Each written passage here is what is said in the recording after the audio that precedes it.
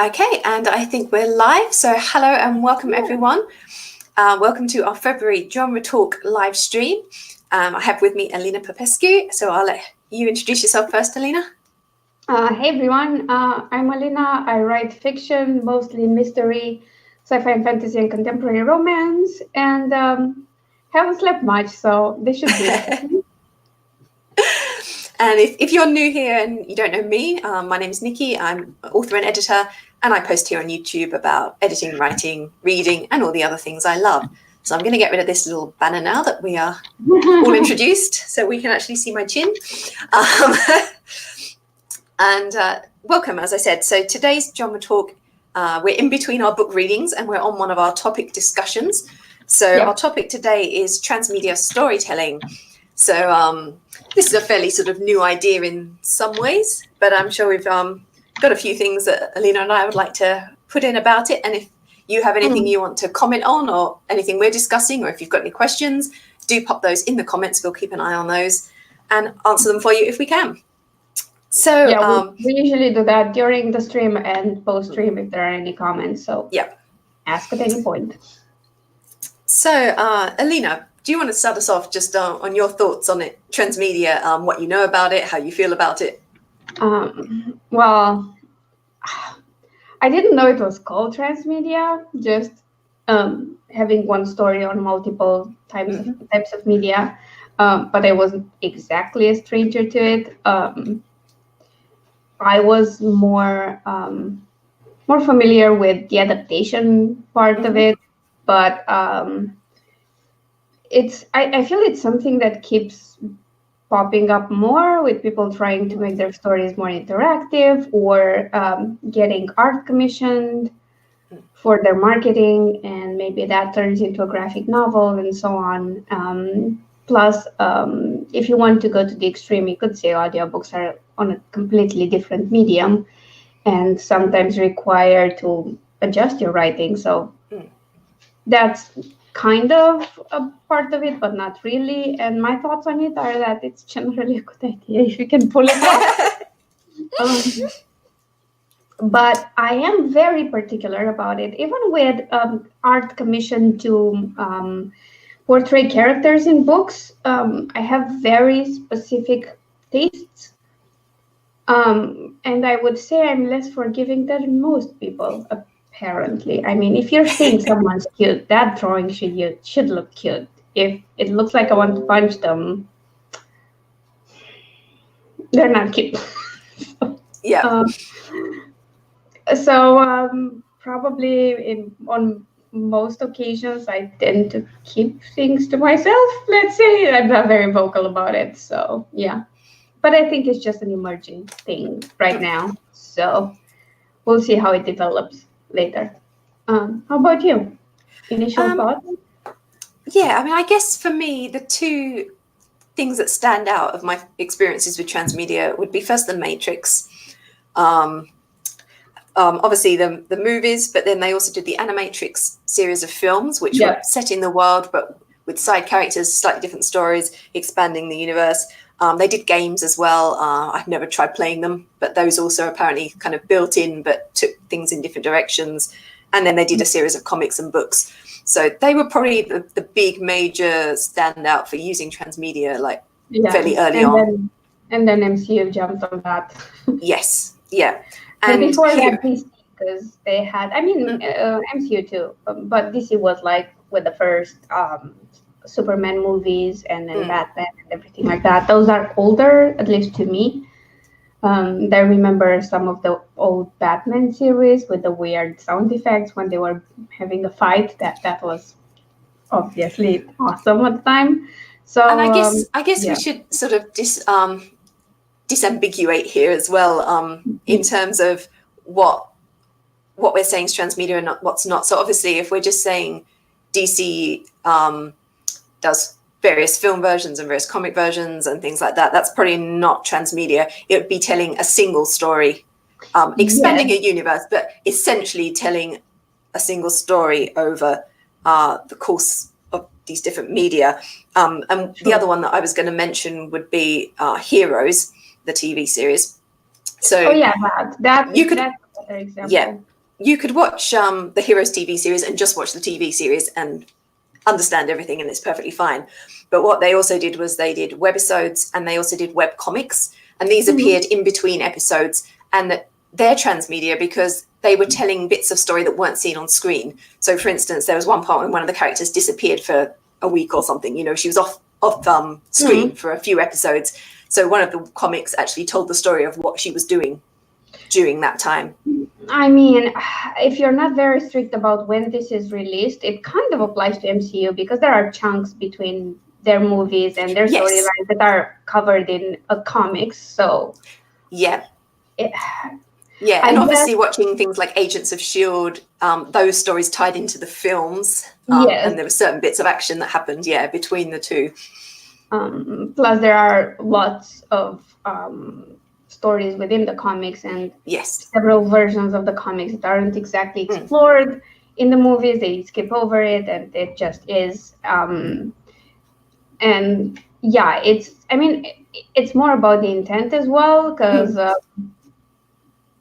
if you're trying to tell the story through all these multiple media at the same time or following a strict timeline, it's closer to transmedia than what MCU are sometimes doing. But on the other hand, Agents of the S.H.I.E.L.D. and the MCU movies ran at the same time, and that sort of is, but they're all based on comics that already exist. So sort of an adaptation. It's a bit messy, and I'm pretty sure it will change in what it defines and what it contains as time passes. Yeah, I mean, I did read somewhere just in the last few days that apparently the new Loki series is going to tie in some way to Doctor Strange 2. In terms of events and things that are happening. So, and the only thing, I guess, one of the downsides of transmedia, like we'll get onto a proper pros and cons in a minute, but one of the downsides for me for that is, well, I don't have Disney Channel, so I'm going to have to wait until they decide to release a DVD, by which time Doctor Strange 2 will probably be out. And so you're kind of coming to it retrospectively. So unless you're willing to pay for multiple different channels to get all this other content, then that can cause problems. So I think when you're doing it, you have to be aware that it's great to be able to do it so that people that want to consume it all can get all these additional bits of story, but it still needs to make sense if people are just watching them individually, and that you're not forcing people to have to consume it all. Yeah, also I think there's something that's in between, and it has to do with Japan and visual novels, anime, and manga in general, because usually that's not exactly transmedia, and that's not exactly an adaptation either. Because if you think of Evangelion, for example, that was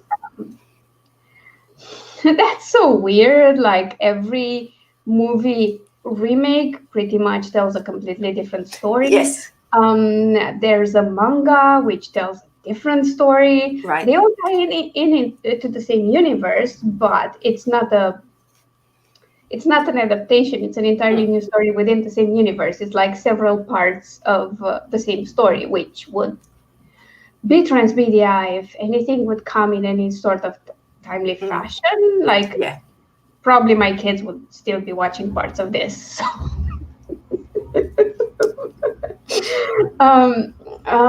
Then there are visual novels, which then get anime adaptations, and in that it's pretty much a different story because the choice is taken out of you. They choose a route and choose what to include, and it is an adaptation, and it isn't because it's not like it explores everything.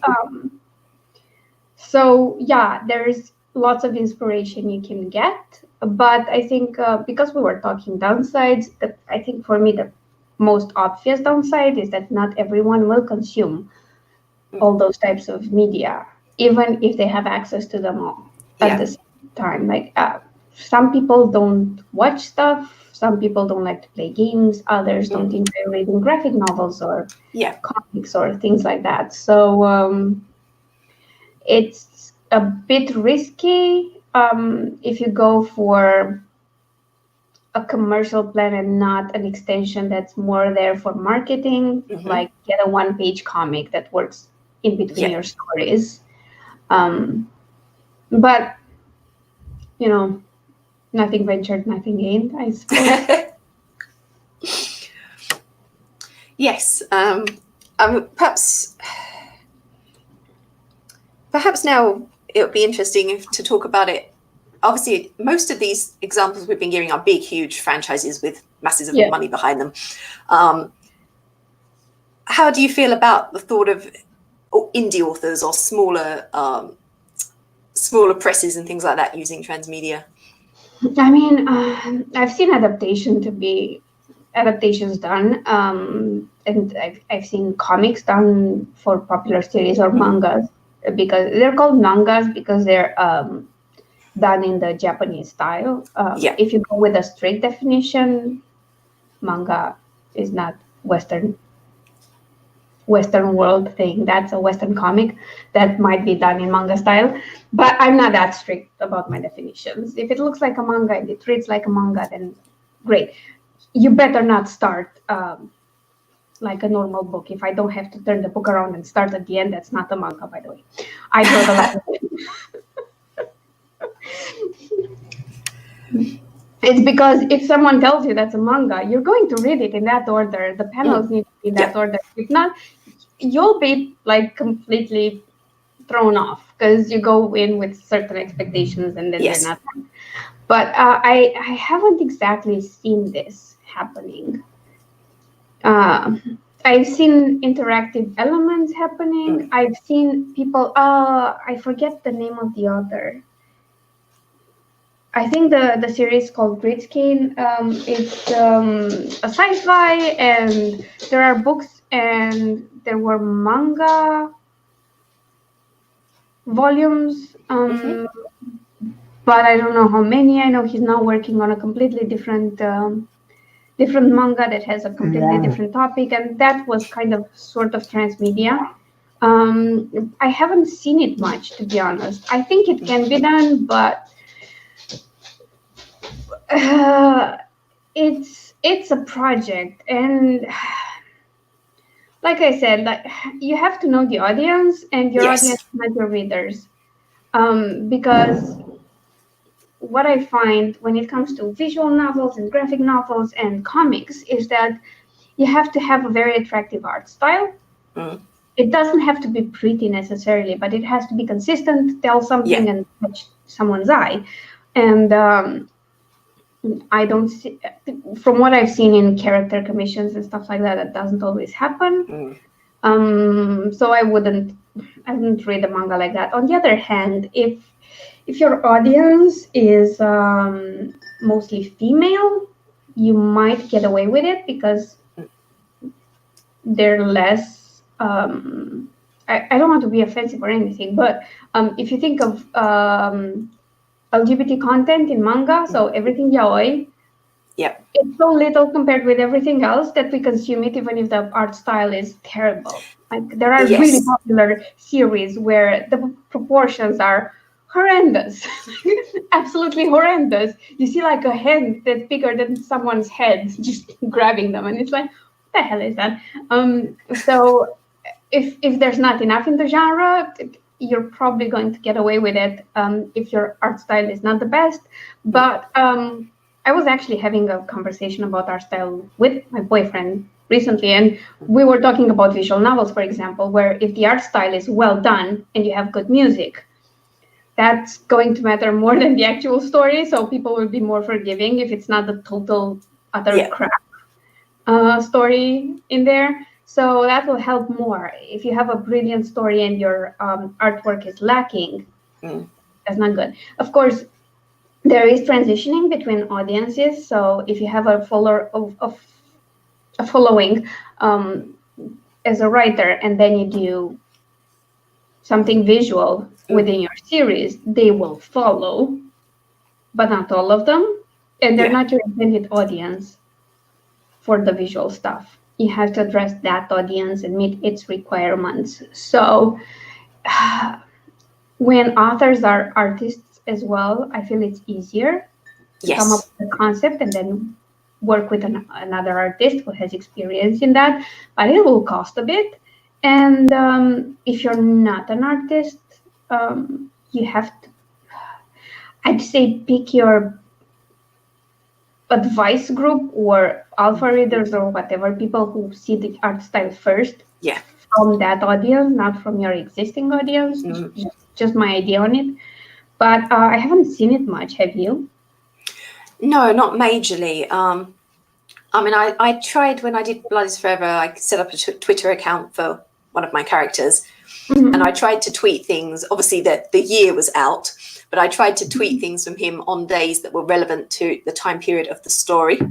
Mm-hmm. And I didn't get a massive number of followers for it, but there's a few followers, and I've had a few people commenting on it that I recognise their names because they're people who reviewed the book or contacted me to say they'd like the book, and then they followed the Twitter and they did respond to Holden's tweets a little bit, liking them or commenting. That's the only thing I've personally done. And I think, as you say, it's going to depend a lot on the author. It's going to be a lot easier if you're one of those multi-talented people who can do a lot of this stuff for themselves, and you can move from doing illustrations to writing a book to preparing like a short film or something like that. But otherwise, it's going to start getting quite expensive to bring in content from other creators, and you'd have to have a really good following and think you were going to be able to make your money back on that to invest in that sort of thing. I mean, when I was thinking about it for indie authors, the sort of things I was thinking of were doing artwork, but to be transmedia, it would need to be artwork that is maybe illustrating a scene that happens off page in the book or something. Doing a short comic that, again, fills in a gap in the narrative where the characters are off page for a bit. If you've got a book about music and you can write songs, you know, perhaps one of your characters is a musician, you could create songs for him.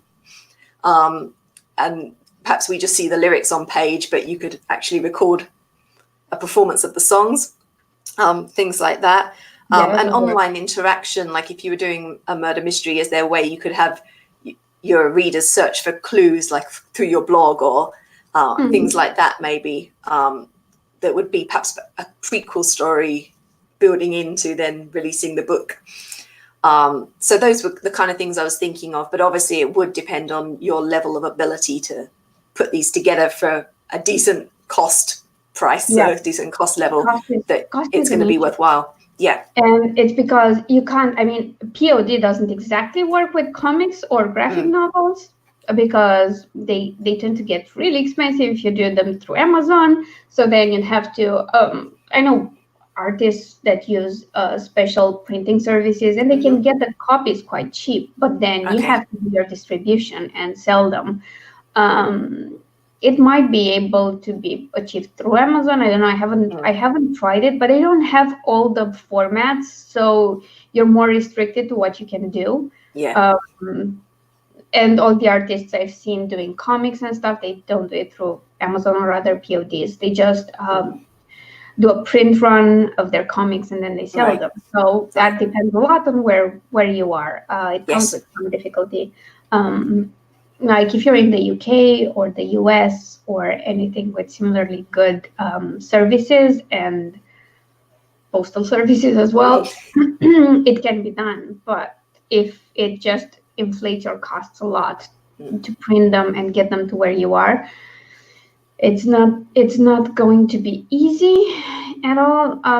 There are always Kickstarters and things like that, but those require certain skills to promote and an audience to back you up. So I feel like it's difficult unless you partner with an indie company that already does that. And I expect, I mean, the thing is that what I think would work easier would be an adaptation or an expansion of the story more than telling it over more types of media in terms of how profitable it could be, so that you could do like a sort of a royalty share thing, like a lot of authors do for audiobooks. So I've been thinking about ways people could do it, and it's tricky. It's tricky if you don't have the skills to do it and you have to rely on other people. So if you're an artist and already know how to do all of this, it's easy. Or you can go with a webcomic if you're an artist and that's fine. And you can make it donation based, or use Patreon or something similar, a membership of sorts. Yeah. But the print side of visual stuff, for me, it's a bit complicated. Yes. What I did see, though, is things getting more interactive in story creation, like people starting to write a story and then having options that people can choose on how it will go. I know there was a popular one on Twitter, and then I've seen an author, it's Teodora Kostova. If anyone reads gay romance, you should try joining her Facebook group, because she's doing like weekly installments, and then every reader get to choose where the story goes. But that's how the story is written. It's interactive, but it's not transmedia, not really, because when the story is finished, it will be one story, and it can be something different adapted out of it. So no, the most I've seen was very short visual stories, or using characters to just give visual dimension to a book. Character, maybe settings and things like that, and those help, I think. But like I said, I'm very picky about art styles. I'm so sorry. No, I probably am the same, actually. I have to say, as you know, I've been reading a lot more manga in the last year or so, and I do tend to rate the books not only on whether I liked the story, but whether I found the artwork attractive. And that's just very much a personal thing, that some of them I just like the style more than others. Yeah. Yeah, unless it's yaoi, then I'm not going to bother much, because let's face it, there's not enough. So I'm gonna take it. So, but if it were like something like shoujo or shonen and it had a bad art style, just skip. I just skip, because then you have no excuse. Like, there are so many others you could read. It's not like you lack, or you're not spoiled for choice. So yeah. I mean, I guess the other aspect of transmedia is going to be a technological one. I mean, I don't think you could have done this 20, 30 years ago. No, it's more available now. Yeah, and obviously where more stuff's going online, that gives you more options for doing those kind of web comics rather than prints, doing streaming series on places like Netflix if you're a bigger name thing, and having that access via the internet to a lot of different types of media that you maybe would have had trouble sourcing in the past. Yeah. So even the books themselves you can read as ebooks if you don't have access to the physical copies. Yes. So I think that's I kind of see it as potentially an emerging market, but I think you have to really know what you want to do with it, as you said earlier, in advance, and be planning that right from the start, so you know how it's all going to fit together. Yeah. And don't assume your existing audience in one medium is going to immediately move to the next. Yeah, you still need to make it so that each individual piece can be consumed on its own. Yeah. For satisfaction for that audience, if they don't want to jump off into all these other parts as well. Yeah, it's a bit like when you're writing series. The series that can be read in any other order will always be a tiny bit more successful. Yeah. Because you can read them in whatever order. You can promote any book in the series when the series are kind of related, even if it's like a mystery series that has some threads that tie them together.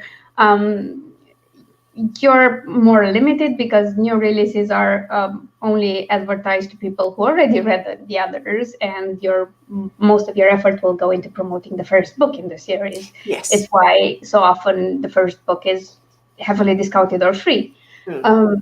So I think it would be the same way. The more independent story are, the more successful they can become.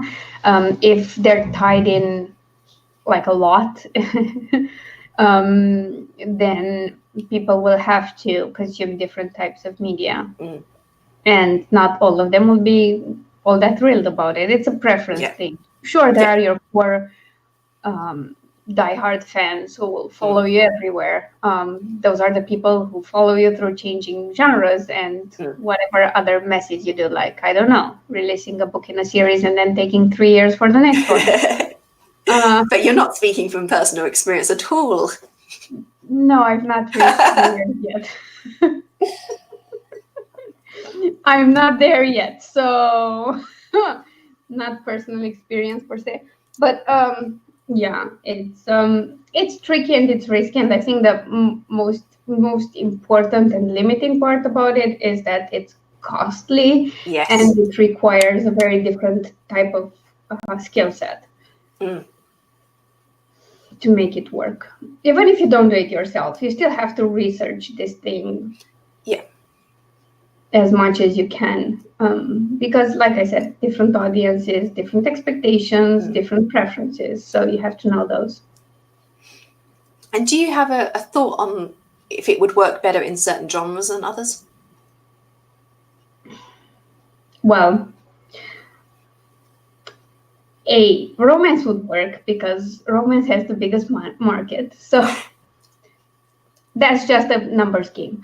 Other than that, I think stuff that are paranormal or sci-fi or fantasy, things like that, where the visuals really help. Yes. And they allow you to tell a lot about the world and do crazy things with the settings, those would work as well.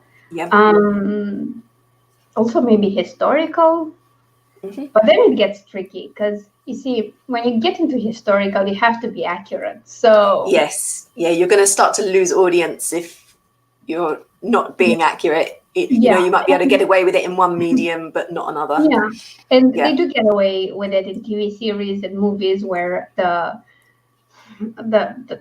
everything the characters wear has nothing to do with the period, because you have like big names and maybe a good script, but when you're an indie and you do a historical and your clothes are not accurate, you're doing yourself a disservice. And it's not like, oh, my story is set in the 1600s and those are the clothes. No, they change decade to decade, like it happens now, and early 1700 and later towards 1710, clothes would be really different. And I didn't know that, to be honest. I just stumbled on a YouTube channel that explained everything like that. So and you have to be very aware of your own misconceptions about periods. Like, I think the 1920s is the most overused poorly, because you have those really short frilly dresses, and they were frilly and they were short for the period. They still wouldn't go above the knee, like and when you see them in movies, they're like super short, short, all of them. So I think that would be interesting. And especially if it's medieval fantasy, I think that's more forgiving, though, because it's a medieval fantasy. They can you can get away with it a bit more. Yes, you just take influences from periods you like, and that's the dress code for your series. It's fine. But there are certain personal biases you have to check. Because I was under the impression that there weren't many bright colors in the Middle Ages, and that was like, how? Those were the easiest to get and the cheapest. Like, everyone were really bright colors.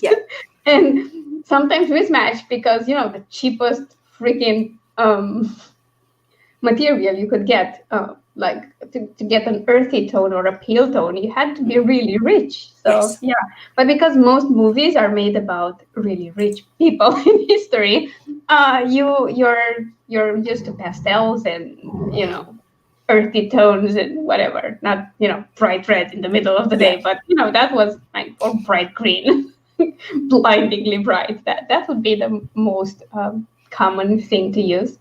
So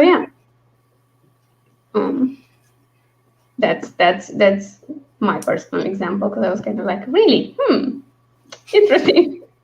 I kind of like that more now. because it was bad enough. Your life expectancy was bad, man. You would stub your toe and get an infection and die.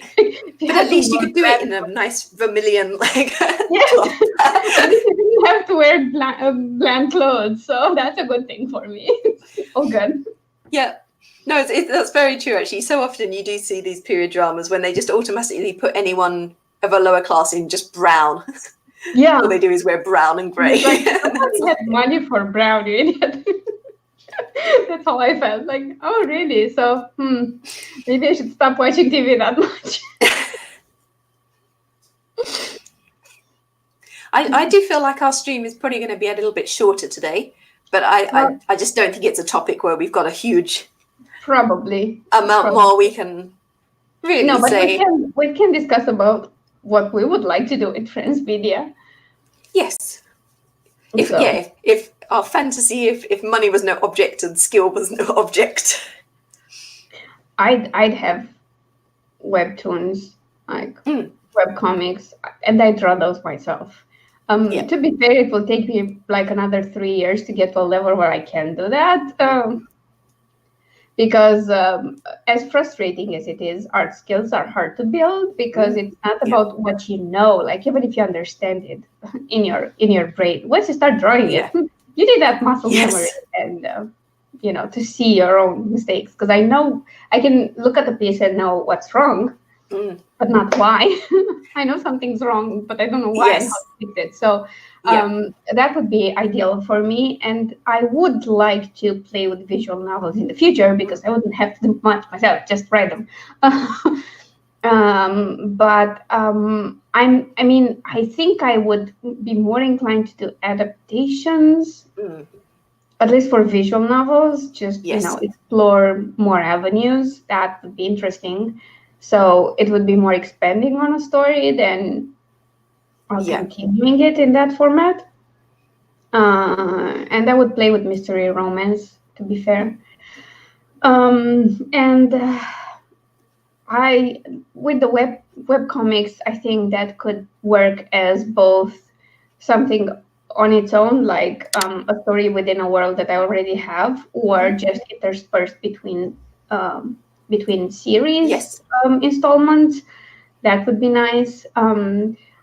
I would like to have it in print, but probably not going to happen anytime soon because of all the reasons I gave earlier. If I would find like a really good printer that could do affordable small runs here in Romania, then it would help. But doing it anywhere abroad, it would just increase the costs too much because I'd have to get the copies here and then delivered. But that's what I would like to do if money was no object. Yeah, I think I'm probably in a similar position to you. I'd quite like to explore something more in the visual aspect, perhaps in the music aspect too, but definitely the visuals. I mean, one of the things I would have loved to have been able to do, and I've got to be really careful not to spoil my own book as I talk about this. So, but I wrote a book and I had a character who is the bad guy. And because of that, I wrote the book solely from one POV because originally I wanted to go into a second POV for the other character, but I realized when I started writing that I couldn't because it was going to spoil the surprise too early on about who he was and what his connection to everything was. And I would really love to... Have I already guessed the book is the question. Yes, you have. Yes. Okay, let's go. And so I knew I couldn't do his POV because it was going to ruin it. Yeah, but I agree with you there. Good choice. But it would be really fun to maybe do a few sort of manga style comics, like just short ones, a few pages each, but just illustrating some of the stuff from his POV because we just don't get to see that at all in the novel. So something like that I think would be fun. I love that idea. Yeah, just if we can't do it for some reason, you can't do a POV or you can't see something on page in the novel, to be able to do that visually as like an additional bit of the story would be quite fun, I think. Yeah, I mean, I was thinking of something similar for my Lover's Journey series, because that series is, each book spans such a long period of time that there are a lot of time skips, and I could play those. But yeah, that would be interesting. But like I said, right now I do not have the skills yet. Same here. Like you're far ahead of me. Let's face it. It's fine. I'm struggling with figure drawing and drawing hands and faces. So, but we're getting there. My main hold up on art, though, which is the big one for what I want to do, is that I'm good at copying.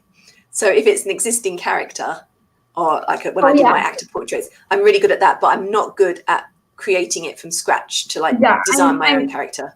I'm not as bad doing a realistic portrait if I have a reference, and I do great at copying tutorials for anime and manga style. Yeah. But then when I try to, pose someone and draw them, I suck. Same here. So bad. Also, there's video evidence of that on my phone. So I was trying to draw myself in manga style. It didn't work well. Probably why I started the Toon Me challenge, and I haven't finished it yet. Also, digital is hard. Like digital is hard. It's a completely different set of skills to traditional. It helps if you have a tablet you can draw straight on and you look at it and it has a monitor. That's way easier than coordinating your hand and eye to look in one place and draw on another spot. But let's face it, I started drawing a snake from reference that's trying to be realistic. I've spent already, I don't know, a lot of time sketching and 2 streams already. So I have 5 hours of work on it. Even there, yes. So it's a slow process getting the art skills. So that's what's limiting, I guess. It would be easier to work with an artist, but that takes moolah, a lot of it. Yeah. But yeah, if money was no option or time was no option, I would like to do that. And I will do it in the future. I still have time. It's never too late to start. Never. And as down on myself as I am, let's face it, I started doodling of sorts in 2018. It's early 2020. It's fine. Yeah. I haven't even reached the 3-year mark. It's fine. Yeah. Also, I suffer from a condition where I switch between way too many mediums. So yeah, that didn't help either. Also, I think it takes a while to figure out what you don't know and how to structure your art learning, especially if you're doing it yourself, and not in a academic sort of environment. Yes. Yes. But yeah, I can't wait for us to get there, though. And to make us, what I like to think to myself when I want to feel better about this, Alina, is to imagine that you're basically like Leonardo da Vinci, because Leonardo da Vinci constantly left things unfinished because he was going from one project to the next. So when those of us who are trying to juggle a lot of balls feel that we're not making as much progress as we want, it's just because we're basically Leonardo da Vinci. Yeah. So, from what I read about him, people, it will never be a fact because there's no way to go back in time and diagnose him. But it's highly, highly possible he was suffering from ADHD. So that would explain everything, especially his inability to complete tasks in any sort of fashionable timeline.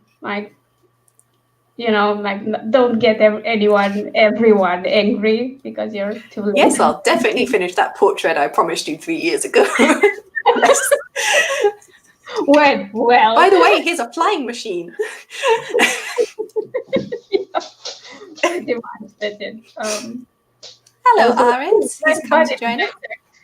Hey, so he's a bit obnoxious because it's very cold outside, so he's going outside later in the day. So we're not happy about that, obviously. Let me just check. Oh, wow. It's -4 degrees right now. Yesterday when I woke up, it was -12. What? So by the time I take him out, it will be -2. So that's a bump in temperature, I guess. I would prefer it not to be below freezing, but we can't have all the things we want. Yes. So yeah, that's my master plan. And speaking of yours, because I guessed what story that was. I mean, if you read it, obvious. I can't wait for you to get to that point. Yeah, I want to see those thoughts. I did feel so bad because I really kind of wanted to give his POV here and there so that we really know what he's thinking and feeling. But it was like, I just can't do it without spoilering myself. Yeah, so I totally get it. My question to you is, do you intend to do it traditionally and just scan and adjust digitally, or do you want to get to a point where you do it all digitally? I'm probably more comfortable traditional and then adjusting. Yeah, I've never really attempted anything straight up digital work. So for me, as you say, it's a completely different set of skills. So you'd basically be starting from scratch kind of thing. So I'm definitely more comfortable doing it by hand and then playing with it digitally, I think, afterwards. Yeah, totally get it. Totally get it. So yeah, any transmedia projects you know of that you're looking forward to? Because you're like more into. Yeah, I don't think sorry, I'm losing my headphones. I've been playing with these the whole stream, and in case you wonder why, it's because this one from the other ear that I've taken out now has got a bit of a hiss, and it was just getting really, really annoying. So I had to keep taking it out, but now I'm kind of unbalanced, and it keeps pulling down and falling out. So sorry about that, everyone, for my constant earbud shuffling.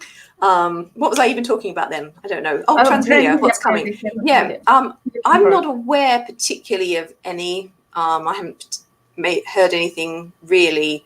Not full transmedia projects in the last few years, but I was going to mention one that was Disney made and quite popular. That was Tangled, because they had the movie and then they had Tangled the series. Right. Okay. I didn't know they had a series. Continue the story. Yeah, right. I know it because there's a art YouTuber called Lulu Sketches who used to do background paintings for Tangled the series, and she has a YouTube channel. So yeah, and that was like after the events in Tangled the movie. Right. They go several adventures, and it was 2 or 3 seasons, I think. Something like that. Yeah. Which that ended, and I mean, I think they're sort of trying to do a sort of a transmedia thing with Star Wars now. Yes. With The Mandalorian and everything else. Yeah. They are moving to series and some animations, but that was older, I think, because they had the Clone Wars animation. I think. Yeah, they did Clone Wars. Yeah. And there are some of those popping up again this year, and I will say something that people will hate me for. I haven't seen the latest Star Wars movie, and I'm glad I didn't join into that train wreck. I did see The Mandalorian, and that was the best Star Wars experience I've had in a very long time. And I did not. See, I haven't got anywhere to watch The Mandalorian at the moment, so eventually I'll probably get around to seeing it somewhere. But I did see The Last Star Wars, but I won't. If you want to watch my end of January film wrap-up vlog, you can hear what I thought about it, but I won't bore you all with it now, with my rants. I have that on my watch list, so I've just seen the reviews, and I was like, and then I said, Mandalorian, what should I do? Should I watch this? Should I not watch this? But mainly you just wanted to see the Baby Yoda thing, didn't you? No, I think the Baby Yoda thing was the thing that could have ruined the movie for me the most. Honestly, I was like, when I heard of a Baby Yoda, I was like, what? But it was surprisingly good. Surprisingly good. I don't know if it's great on its own, but compared to everything they've done recently with Star Wars, it's great. Amazing. Because it's slower, more character-driven, which, I'm sorry, but the original Star Wars were never like super story driven, because most of that made no sense. They had really great actors and really great characters. So yeah, it's like meh. I don't know. I think and this is important. Like, let's take Star Wars for example. They created 3 movies with no direction. They didn't know where they will be going with each of them. It wasn't like a clear story at all. I think if anyone would try to do a transmedia project, you need to think that through to make sure the parts you do visually fit a visual medium, and that everything else that you do as a written story, or I don't know, music or whatever you want to do. Yeah. Maybe you want to make a musical. I don't know. I don't care. It's your story. That fits that sort of medium, and it's thought out, because otherwise it will be a hot mess. Yeah. So yeah. Yeah. I mean, interestingly, I suppose you could almost say it's transmedia in a way. I mean, we both like Black Butler, so let's talk about Black Butler for a minute. So Black Butler. Obviously, the anime started off following the manga for about 4 episodes or something. Then it went off and just did its completely own thing. So you've basically got 2 completely separate storylines running between the manga and the anime. At least the first 2 seasons of the anime was say, like, obviously they went back to the manga to do Book of Circus, and when they did the animated film for Book of Atlantic. But then they also did the drama CD, which again, that was sort of based on the manga, but changed things a bit. And then they did the musicals. So the later musicals, so 3, 4, and 5 are all based on episodes from the manga. So the Jack the Ripper, the Book of Circus, and the Book of Atlantic on the cruise ship. But then the first 2 musicals were completely separate original stories that don't appear in the manga, the anime, or anything. They're just completely their own stories. So in some ways, you could say there's a transmedia element there, because it's not a strict adaptation. You're telling Yeah, that's true. But now that you're mentioning it, it's quite often a transmedia thing for most manga and anime series that release drama series, because they're not the same thing. Also, the special episodes are sometimes transmedia, because they have characters, and then they discuss things, and they talk to their voice actors and things like that are original content. They're kind of tied in to the story, but they expand on it and get perspectives on it. And you have characters commenting on what they did in the episode. So that's pretty much like a... Yes, absolutely. And I mean, I think it's Book of Atlantic, on the DVD of Book of Atlantic, I think they have the little comic, because at the end of, for those who don't know, at the end of Book of Atlantic, Sebastian, one of the main characters, is fairly badly injured. And Ciel tells him he can have a day off, which is unheard of. But then Yana Tobosa, the artist, did a little kind of special web comic that I think was only available with the DVD, that was telling the story of that day and how he actually never ended up getting his day off, because all these disasters happened and he had to kind of step up and come in. And she did, I think there was another one for Book of Murder, which was like a OVA as well, that they released just for the DVD. And then there was something on there as well that was like a special sort of manga episode that you didn't get within the main manga series. Yeah, that's awesome. Which both of those were kind of filling in gaps of, like, we've been told something's going to happen, but this is what then actually took place. Yeah. Because there's the same for the Maru-chan anime, the special episodes. They have things that happen in between episodes or in between seasons, and it's just short stories, which, you know, it's kind of a completely different thing, but that's also anime. But there are other series like Oremo and other very elevated anime content. I don't feel like trash for liking them at all. Where they had the type of episodes that I told you about, that kind of mixed in interviews with a commentary on the anime episode, and then they had drama CDs, and there were drama CDs for other. I know I've seen drama CDs for a manga series. And they had different stories, like things that happened and weren't that well developed in the manga. They were just mentioned in passing, and then the drama CD kind of told the story behind that. But I guess it kind of makes sense for Japanese authors of anything to do that, because they kind of are a transmedia sort of a creation machine, let's say. Because they're so used to adapting from one medium to another, that then spreading a story over several media is not that tough. They have the know-how to do it.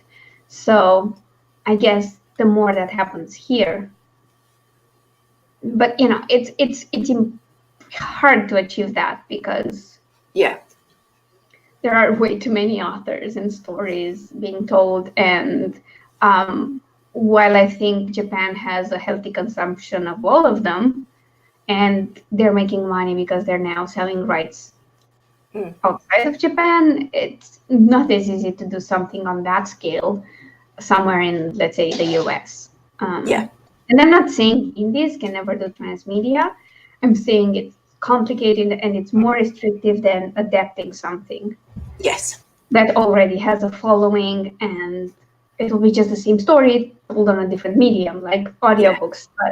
If you think of ebooks as doing well, and then you have an audiobook, and if it's a popular ebook, the audiobook will also do well because it's kind of the same audience. That wouldn't be as easy for transmedia.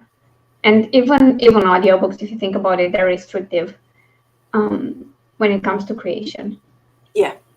Because of costs. So yes. Yeah, it's an interesting thing to discuss this early on, but I think that would be the way to go later on if you want to just get multiple revenue streams. But I think people will transition from what they do now to adaptation and then to transmedia. Yes. Yeah. That's my feeling on it, at least for now. But yeah, let's hope we get to the point where we can do it. Well, on that note, I think our sort of discussion part's probably over. But before we close, did you have any announcements, anything you want to talk about, Alina, that you're working on? I saw you put up a new book cover for Owl Mysteries the other day. Yeah, that's been out for a bit. So the Fourth Owl Investigations mystery that's called The Worst Men I Never Knew.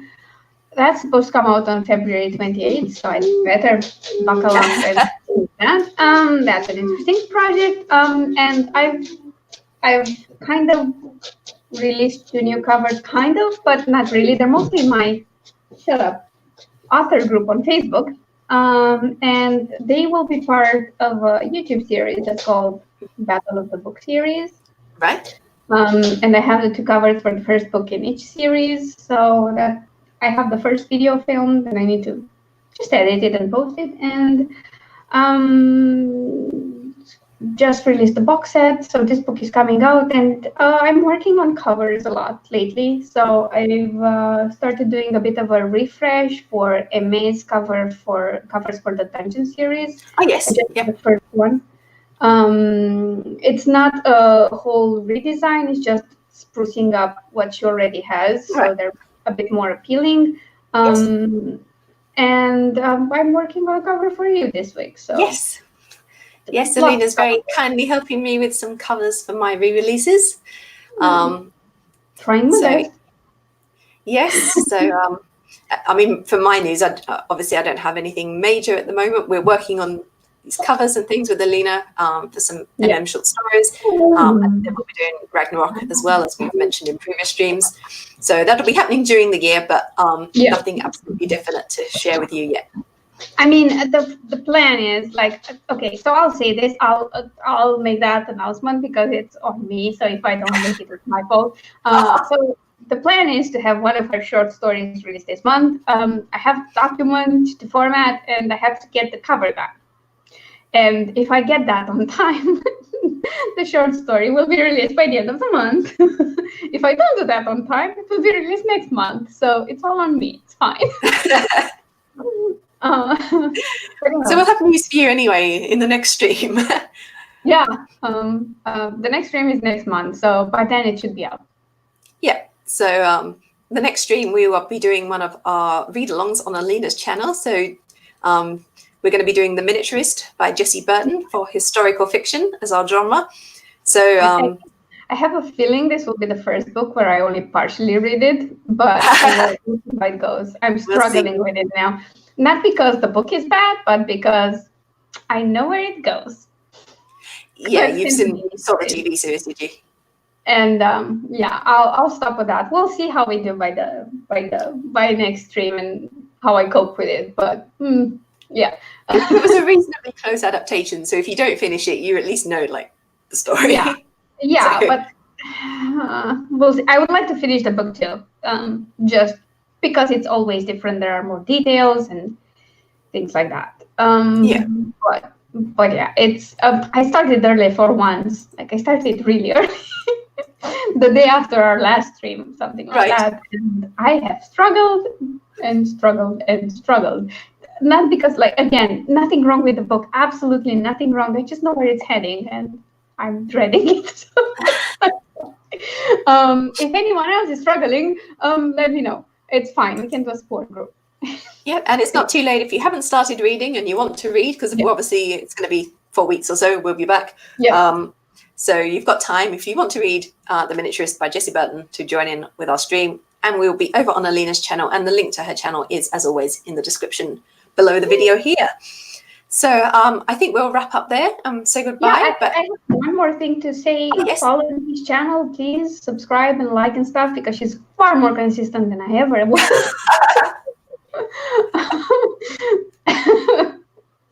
She definitely deserves a bigger audience, so please do that. Also, it's great if you're like me and you're an author and you have an author channel and you're inconsistent and don't post enough. Just subscribe to Nicki's channel and watch all her wonderful content, and then you can about yourself and probably try harder. So yeah, that's my last tidbit for the day. Thank you, Alina. So we will say goodbye, but we hope to see you again next month on Alina's channel for our read along. So bye for now, everyone. Can't even get my hand on the screen. There we go, that way.